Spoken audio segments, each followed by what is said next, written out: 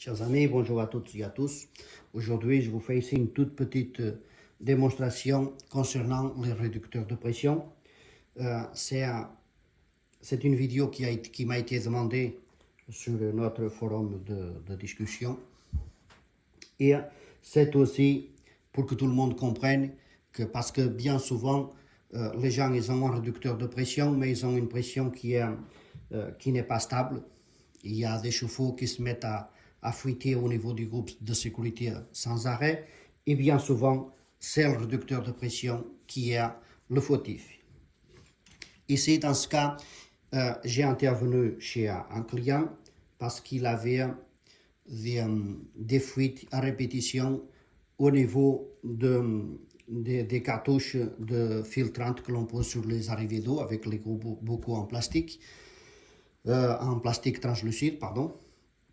Ce sont des cartouches qui sont données pour un fonctionnement en continu à 3 bars, parfois avec un pic à 4 bars ou des choses comme ça. Mais dès que la pression en continu dépasse 3 bars, bien souvent il y a des fuites. Donc j'ai intervenu chez un client et quand on ouvrait le robinet, on avait bien un débit qui était bridé par le réducteur de pression.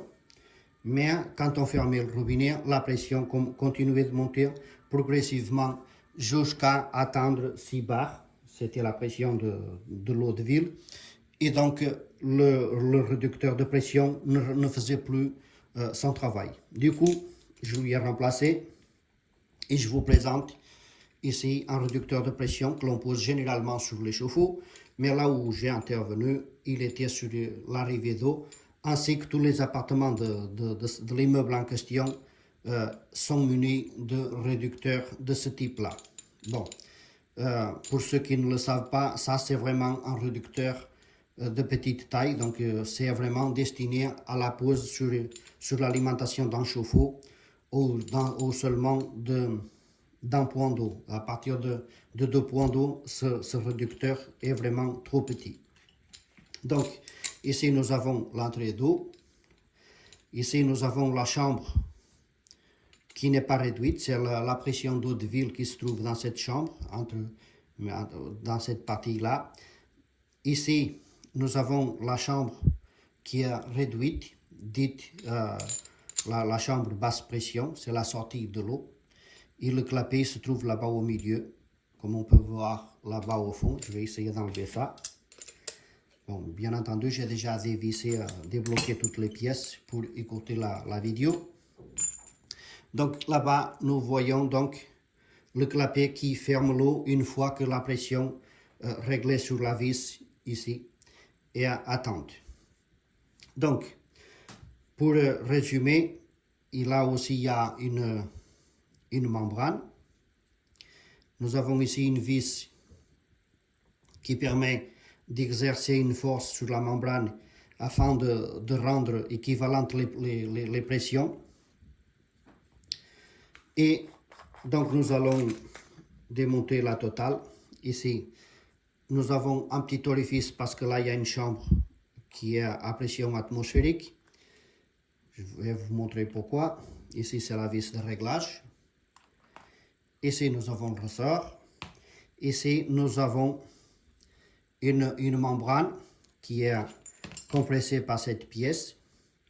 Mais quand la membrane elle monte pour que le clapet se ferme, il ne faut pas qu'il y ait de la pression de ce côté-ci. Et donc le petit trou qu'il y a ici permet de dépressuriser cette zone afin que notre membrane soit fonctionnelle à 100%. Donc là, nous allons enlever tout ça. Là, ici, c'est le mécanisme du réducteur. D'autres modèles peuvent être différents de celui-ci, mais le fonctionnement reste bel et bien identique, quel que soit le modèle de réducteur de pression. Ici, nous avons un petit tamis qui permet de retenir les saletés pour ne pas que les saletés viennent s'incruster là-dedans dans le siège. Et nous avons donc ici la pression eau de ville, comme je disais précédemment. Et à partir de ce joint vers le bas, c'est la pression dite réduite, la pression de service. Donc en temps normal, c'est ouvert. dans cette position-là. La pression d'eau de ville, elle exerce une force sur cette petite surface. On va dire qu'il y a 1 cm carré, grosso modo, ou peut-être un peu plus d'1 cm carré. Ici, nous avons le joint. Et alors, c'est l'équilibre des pressions qui fait, et de la force du réducteur, du ressort de compression qui fait fonctionner le réducteur de pression.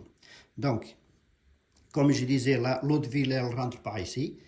Elle exerce une force sur cette petite pièce et donc elle maintient le clapet ouvert. Une fois que la pression ici, ici dans la chambre de pression réduite, elle va passer par ces petits orifices qu'on voit ici. Et elle va actionner ici au niveau de la membrane, elle va faire monter la membrane.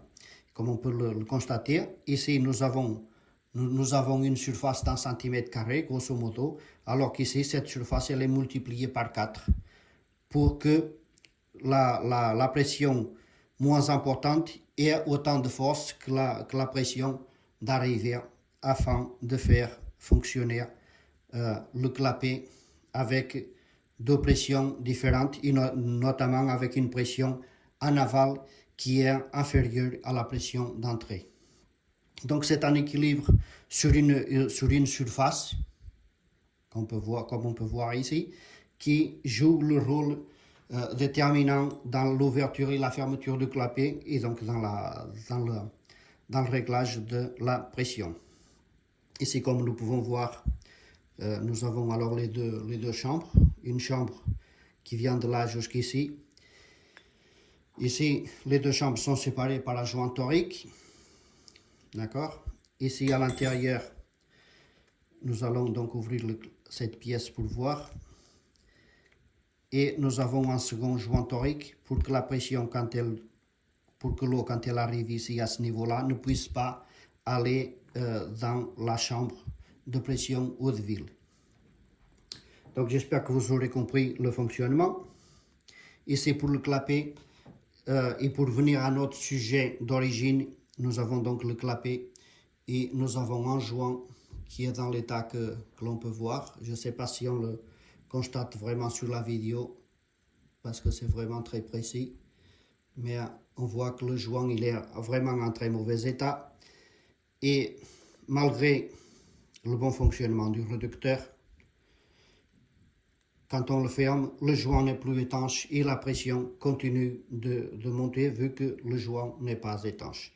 Et avec un robinet ouvert, votre réducteur va fonctionner normalement, mais avec votre robinet fermé, avec la pression statique, votre réducteur ne fonctionne plus convenablement parce que malgré que le clapet il est fermé, il y a toujours un passage d'eau, même s'il n'est pas important, mais c'est suffisant pour continuer à monter la pression en aval du réducteur et faire fuiter les groupes de sécurité et faire fuiter les filtres sur les arrivées d'eau, et poser aussi un certain d'autres problèmes que l'on constate souvent sur les chasses d'eau et sur d'autres composants des installations.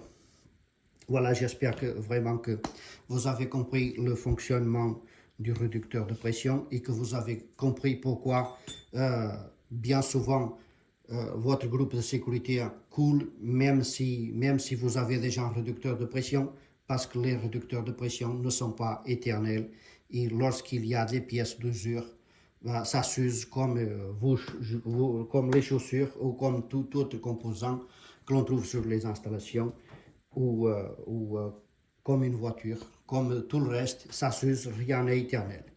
Donc voilà, je vous remercie d'avoir suivi cette vidéo.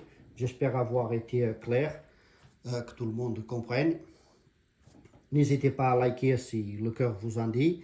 N'hésitez pas à partager et à vous abonner à la chaîne. Et je vous dis à très bientôt.